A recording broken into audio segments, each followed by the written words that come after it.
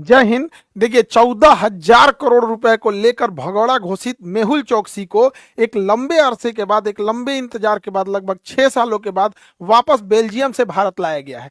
तो इसमें क्या कांड किया था आखिर, और पीएनबी को कैसे इसने 14,000 करोड़ का घपला कर दिया और बेल्जियम से लाया गया। तो उससे पहले हम लोग ये समझते हैं कि बेल्जियम क्या है, अभी इसने कैसे घोटाला किया। आप सुन के एकदम चौंक जाएंगे कि किस तरह से भ्रष्ट अधिकारी थे सब पीएनबी के अंदर, जिन्होंने ऐसे ऐसे काम किया था यहाँ पर। तो पहले थोड़ा सा हम लोग समझ जाते हैं बेल्जियम के बारे में। इसे बेल्जियम से लेकर आया जा रहा है यूरोप में, भारत में। बेल्जियम में एक्चुअली ये था नहीं, बेल्जियम में इलाज करने गया था और वहीं बेल्जियम से पकड़ा के इसे लाया गया है। अब इसका इलाज परमानेंट भारत में होगा। बेल्जियम के बारे में थोड़ा समझते हैं। बेल्जियम हीरे की कटिंग के लिए दुनिया में प्रसिद्ध है। पूरी दुनिया में हीरे की कटिंग के लिए बेल्जियम और सूरत प्रसिद्ध है। हीरे की असली वैल्यू होती है उसे कटिंग करके। जब हम हीरे को कट करते हैं तो हीरे और सोना में अंतर होता है कि सोना का टुकड़ा भी हो गया तो फिर से गला के उसे बना सकते हैं, बट हीरा में ऐसा नहीं होता है। अगर वो छोटा टुकड़ा हो गया तो फिर उसे तोड़ के हम लोग दोबारा इसे अलग जगह पे हम लोग बना नहीं सकते हैं। यही वजह है कि कई बार हीरे की जब कटिंग की जाती है तो कुछ छोटे छोटे पार्ट पुर्जे हीरे के बच जाते हैं, तो उसे हम अंगूठी के साइड वाले में या छोटे छोटे गहने में लगा के हम लोग यूज कर लेते हैं। तो हीरे की कटिंग के लिए बेल्जियम है। दूसरा, बेल्जियम जो है इसे यूरोप का कॉकपिट कहा जाता है। कॉकपिट जहाज के अगला हिस्सा को कहते हैं जहां पायलट बैठता है, इसलिए यूरोप का कॉकपिट कहा जाता था। क्योंकि पहले ना जो भी लड़ाइयां होती थी ये बेल्जियम के वाटरलू के मैदान में होती थी और वहीं से डिसाइड हो जाता था यूरोप पे कब्जा कौन करेगा। इसी तरह से फ्रांस का राजा था लुईस 16वां। लुईस 16वां को 1793 में फांसी चढ़ा दिया गया, सबके सामने मार दिया गया और सेनापति था नेपोलियन और फ्रांस का राजा बना नेपोलियन। नेपोलियन ने सोचा कि क्यों ना हम पूरे यूरोप को कब्जा कर ले। नेपोलियन यूरोप पे कब्जा करने के लिए बेल्जियम की ओर बढ़ा। तो बेल्जियम में एक वाटरलू का मैदान है। बेल्जियम में इस वाटरलू के मैदान में 1815 में जब लड़ाई होती है तो यह वाटरलू की लड़ाई में नेपोलियन हार जाता है और यह नेपोलियन की आखिरी लड़ाई होती है। इसमें वियना संधि होती है और नेपोलियन को एल्बा द्वीप पर भेज दिया जाता है। लेकिन नेपोलियन यहाँ से वापस आ जाता है, फिर नेपोलियन को यहाँ से पकड़ के सेंट हेलेना द्वीप पे भेज दिया जाता है, जहाँ यहाँ नेपोलियन की मृत्यु हो जाती है। तो ये तो रहा बेल्जियम का इतिहास। लेकिन बेल्जियम से जो पकड़ के मेहुल चौकसी आए हैं, इन्हें इंटरपोल पे कैसे रेड कॉर्नर नोटिस जारी किया गया था, बेल्जियम ने कैसे प्रत्यार्पण संधि के तहत इन्हें भेज दिया। तो रेड कॉर्नर नोटिस, इंटरपोल और प्रत्यार्पण क्या होता है इसे समझते हैं। देखिए, जब कोई क्रिमिनल कोई बड़ा अपराध करके अपने देश को छोड़कर किसी दूसरे देश में भाग जाता है तो वहां पकड़ना बड़ा मुश्किल होता है। इसीलिए एक इंटरनेशनल पुलिस बनाई गई है जिसे शॉर्टकट में इंटरपोल कहा जाता है। इंटर मतलब इंटरनेशनल, पोल मतलब पुलिस। इसका मुख्यालय फ्रांस के लियोन्स शहर में है। अब अगर कोई इंटरनेशनल अपराधी है तो उस देश का पुलिस डिपार्टमेंट इंटरपोल को कहेगा कि इस अपराधी को पकड़ना है हमें। जैसे अगर सऊदी अरब से भागा तो सऊदी अरब भी उसे कहेगा, रसिया से भागा तो वो भी उसे कहेगा। अब उसे सबूत दिया जाएगा। तो इंडिया की पुलिस ने सारे ही सबूत दिया। इन सबूत के बाद उस नाम के, उस व्यक्ति के नाम पर एक रेड कॉर्नर नोटिस जारी किया जाता है और यह रेड कॉर्नर नोटिस हर एक देश के पुलिस को भेज दिया जाता है कि भैया ये आदमी जहां भी मिले आप इंटरपोल को सौंप दीजिएगा। और इंटरपोल वापस जिस देश का अपराधी उसे सौंप देता है। अभी जैसे नीरव मोदी को लाना है, अभी देखे रहेंगे तहर्रुर हुसैन राणा आया हुआ है, अभी मेहुल चौकसी आए हुए हैं। तो ये बड़ा इंटरपोल बड़ा अच्छा काम करता है। 195 देश हैं इंटरपोल में, बड़े अपराधी इंटरपोल की मदद से बहुत इजीली पकड़े जाते हैं सब। तो इसमें भारत का इंटरपोल ने भी मदद किया था।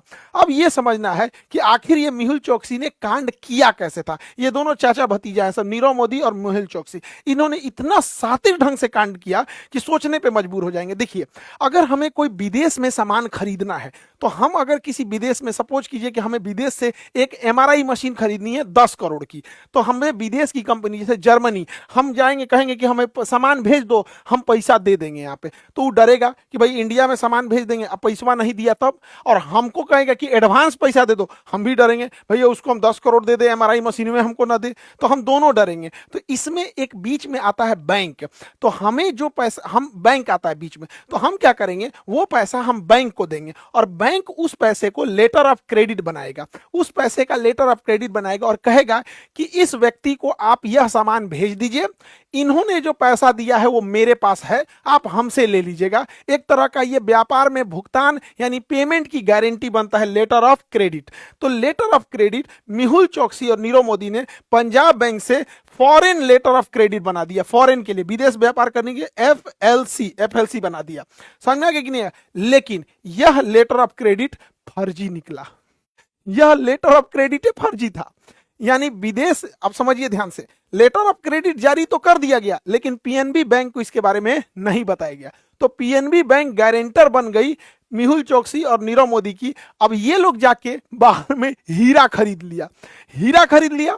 अब विदेशी व्यापार को तो सामान देता है, लेटर ऑफ क्रेडिट देखिए, हीरा खरीदने के बाद उनको कहा कि दो भैया पैसा, ये क्या गारंटी है, तुमको पीएनबी बैंक दे देगा। अब बैंक को पता नहीं है। अगला कांड ये सब क्या किए सब समझिए। अगला कांड में इन्होंने LOU बनाया, लेटर ऑफ अंडरटेकिंग। LOU क्या होता है कि अगर हमें विदेश में कहीं से लोन लेना है, जैसे चाइना से लोन लेना है, ब्रिटेन से, कहीं से किसी कंपनी को लोन लेना है, तो अगर हम ही अमेरिका से लोन ले ले और भाग जाए तो अमेरिका तो हमको खोजते रह जाएगा।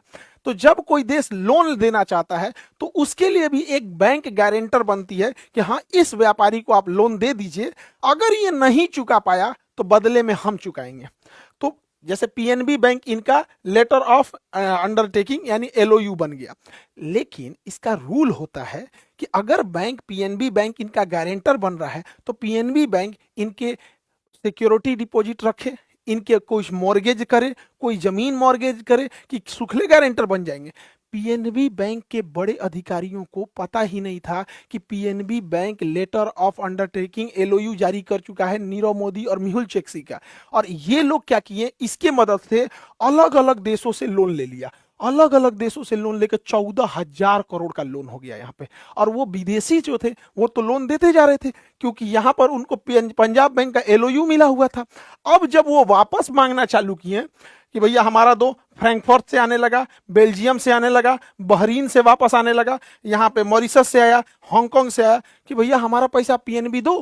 पीएनबी कह रहा है कि पीएनबी को तो ऊपर में पता ही नहीं था। अब समझिए सबसे खतरनाक कांड जब इन्होंने सीबीएस को बाईपास कर दिया। देखिए सीबीएस जो सिस्टम होता है, core banking solution, CBS system banking का रीढ़ कहा जाता है। हम जब भी किसी को अपने अकाउंट में पैसा जमा करते हैं तो बैंक उसे एक सॉफ्टवेयर में एंट्री कर देती है जिसे कहते हैं सीबीएस, जिससे पता चल जाता है कि मेरे अकाउंट में कितना पैसा आया। इवन जब हम निकालते हैं तो उसे भी सीबीएस में एंट्री कर दिया जाता है और ये सेंट्रलाइज मशीनरी सिस्टम होती है, कोई भी चेक कर सकता है। इसी सीबीएस सिस्टम में कोई कितना लोन लिया उसको एंट्री किया जाता है। तो नियम यह कहता है कि अगर व्यापार कोई सामान खरीदने के लिए हम लेटर ऑफ क्रेडिट जारी कर रहे हैं कि इस व्यक्ति को 100 करोड़ 200 करोड़ 1000 करोड़ का सामान दे दीजिएगा, यह व्यक्ति पैसा दे देगा और नहीं देगा तो हम उसके गारंटर बन रहे हैं, तो ये गारंटी वाला लेटर ऑफ क्रेडिट को भी तो सीबीएस में रखना चाहिए, एंट्री करना चाहिए। दूसरा कि अगर इन्हें विदेश व्यापार करने के लिए लोन चाहिए तो LOU को भी पंजाब नेशनल बैंक का यह फर्ज बनता था कि अपने कोर बैंकिंग सॉल्यूशन के अंदर एंट्री करना चाहिए ताकि बैंक के जितने बड़े अधिकारी हैं उन्हें पता चल सके कि विदेश में ये दो लोग छुट्टा सांड बन के घूम रहे हैं पीएनबी बैंक की गारंटी लेकर कि इसके मदद से चाहे जितना लोन ले ले और इसके मदद से चाहे जितने का हीरा खरीद ले। तो व्यापार करने के लिए लेटर ऑफ क्रेडिट और लोन लेने के लिए letter of understanding, letter of undertaking चाहिए।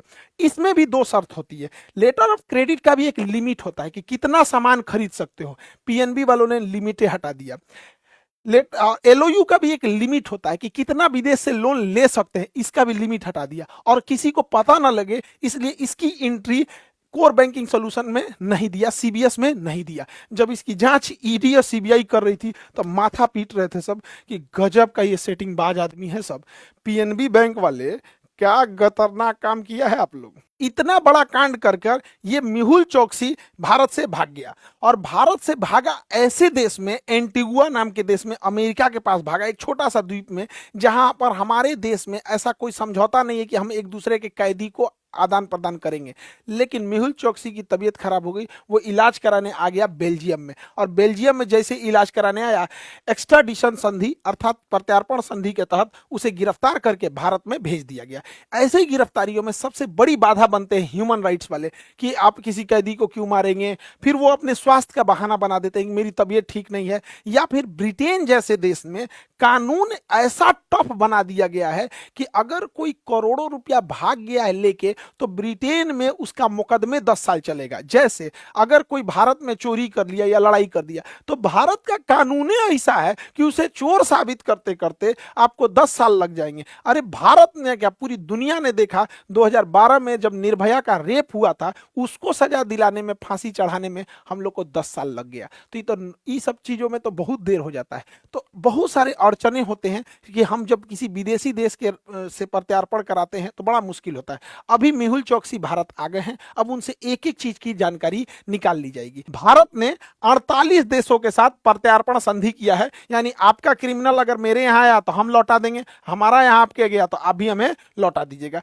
तो ये अच्छी चीज है प्रत्यार्पण संधि। अभी भारत ने प्रत्यार्पण संधि के तहत अमेरिका से तहव्वुर राणा को वापस भारत में लाया है। ये वही व्यक्ति है जिसने मुंबई ब्लास्ट का 26/11 ताज होटल और जो मुंबई में ब्लास्ट हुआ था उसका मास्टरमाइंड था।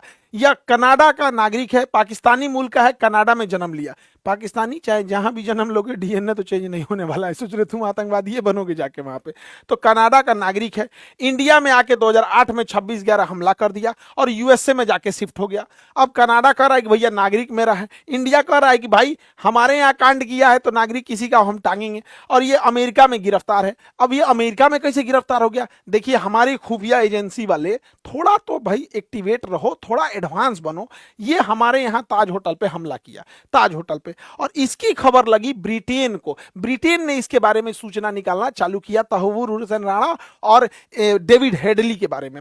और ब्रिटेन की खुफिया एजेंसी मिलिट्री इंटेलिजेंस उसकी यूनिट 5 MI5 कहा गया, MI5 ने अमेरिका को यह सूचना दिया कि जो मुंबई बम ब्लास्ट के 2 मास्टरमाइंड है, तहव्वुर राणा और डेविड हेडली, ये दोनों शिकागो में हैं। इस आधार पर 2008 में हमला हुआ, उसके अगले साल 2009 में अमेरिका ने इसे गिरफ्तार कर लिया। अमेरिका इसे क्या कर लेता है? गिरफ्तार कर लेता है।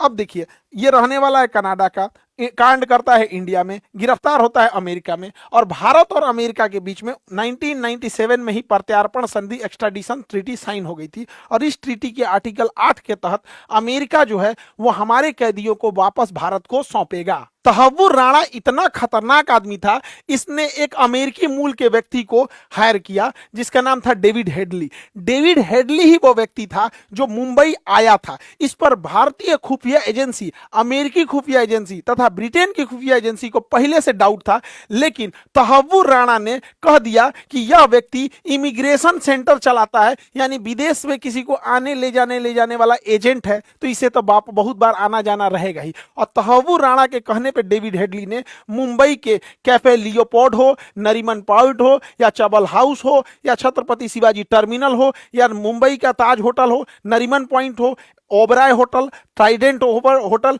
जितने भी जगह थे जहां ब्लास्ट हुआ था, इसी ने उसकी पूरी तरह से फोटोग्राफी की थी, वीडियो रिकॉर्डिंग किया था। कहां पर आतंकवादी आएंगे, कहां पे होटल में रुकेंगे, कहां से टैक्सी लेंगे, तहव्वुर राणा के कहने पे डेविड हेडली ने किया था। डेविड हेडली अभी अमेरिकी जेल में है और इसे भारत लाया जा चुका है, और इसी ने पूरा ताज होटल में ब्लास्ट का कांड रचा और मुंबई का नक्शा खींचा। देखिए मुंबई जो है ये है आपकी मुंबई, लेकिन मुंबई यह है इधर भी समुद्र, इधर भी समुद्र, नीचे भी समुद्र। तो मुंबई के ऊपर ये वाला एरिया आता है ठाणे और ये वाला एरिया आता है कल्याण, तो ये सब थोड़ा दूर हो जाते हैं। और ये है आपका नवी मुंबई, अभी विकसित किया जा रहा है नवी मुंबई को, क्योंकि फ्यूचर नवी मुंबई में है। लेकिन मुंबई में जो सबसे महंगे एरिया है वो ये तो है आपका मुंबई। मुंबई का सबसे महंगा एरिया ये साउथ मुंबई है। तो आतंकवादियों को डेविड हेडली ने बताया था कि यहीं पर ज्यादा तुम्हें टारगेट करना है। यही कारण है कि उसने साउथ मुंबई, ये मुंबई का नक्शा है, ये तो पूरे अगल बगल का भी है, इसमें यहां पर मुंबई में इसने चबल हाउस पे, कैफे लियोपोल्ड जहां यहूदी हैं, ताज होटल के सामने यहां पर ओबराय होटल, ट्राइडेंट होटल, यहां पर पूरा मारधार मचा दिया। और यहीं पे आतंकवादी कामा हॉस्पिटल में घुस गए, छत्रपति शिवाजी महाराज टर्मिनल पे हमला कर दिया। ये सारा प्लानिंग डेविड हेडली का था जो जेल में है, और डेविड हेडली का जो गुरु था वो तहव्वुर राणा। भारत ने उसे अपने अमेरिका से एक्स्ट्राडिशन संधि के तहत वापस बुला लिया है। तहव्वुर राणा के वकील ने अमेरिका सरकार पर इतना प्रेशर बनाया कि इसे भारत नहीं भेजा जाए, कहा कि भारत में इसको मार दिया जाएगा, नहीं इज्जत न किया जाएगा इसको, तो भारत में इसे ना भेजने के लिए इसने कहा, वकील ने, अमेरिका सरकार से कि इसको 33 गो बीमारी है, 33 गो, ब्रेन में कोई प्रॉब्लम है तो माइग्रेन है, फेफड़ा में अस्थमा है, ब्रोंकाइटिस है, टीबी है, और इसको थायराइड का दिक्कत है, प्रोस्टेट का दिक्कत है, इसको 33 गो बीमारी बनाया है कि क्रोनिक डिजीज है, बहुत बहुत 33 गो बीमारी जोड़वा दिया। लेकिन भाई साहब ये तो ट्रंप है, ट्रंप ट्रंप का बातें अलग है। ट्रंप का नहीं, इसको भारत भेजना है।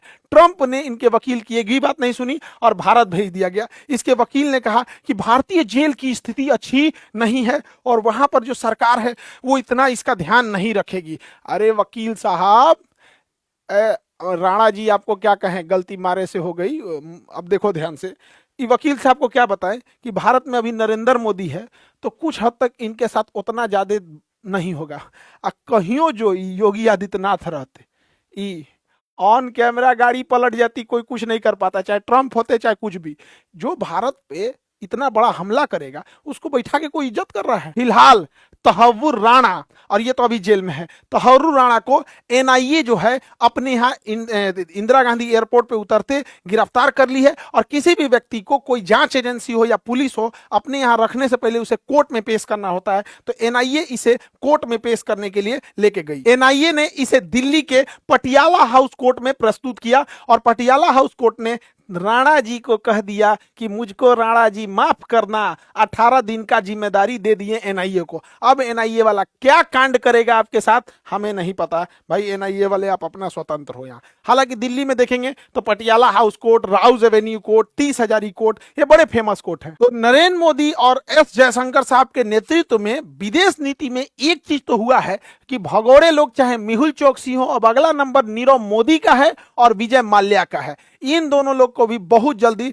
एक्स्ट्राडिशन संधि, प्रत्यार्पण संधि के तहत वापस लाया जा रहा है। विजय माल्या का लगभग हर एक रास्ता क्लियर हो चुका है। अब विजय माल्या बस आखिरी दाव लगा रहे हैं ब्रिटेन में कि हमको एसाइलम दे दिया जाए। ब्रिटेन एसाइलम देगा नहीं, वापस ये आएंगे और नीरव मोदी आएंगे। तो देखिए, भारत की संपत्ति को कोई लूट के लेके जाए, थोड़ा समय लगे लेकिन इसको जरूर वापस लेके आना है। इससे क्या है कि संवैधानिक संस्थाओं पर फेथ बनता है। जबकि आप अपने मन से सोच के देखिए कितना सातिर थे सब, ये मेहुल चोकसी हो जाए चाहे नीरव मोदी हो जाए, पीएनबी बैंक से किस तरह से लेटर ऑफ क्रेडिट निकलवा दिया, ऊपर तक जानकारी नहीं दिया, एलओयू लाया जानकारी नहीं दिया, even CBS system, core banking system में भी नहीं चढ़ाया। इसका मतलब आप सोचिए कि भारत में कितने करप्ट लोग बैठे हुए हैं। तो ऐसे में किस तरह से अंग्रेज जब आए होंगे सब, तो ऐसे ही ना लोगों को मिला मिला मिला मिला, किसी राजा को मार दिया, किसी को मिला लिया, हमें गुलाम बना दिया। आज भी देखिए, पढ़ाई लिखाई से जो पढ़े लिखे लोग हैं वो ज्यादा करप्शन कर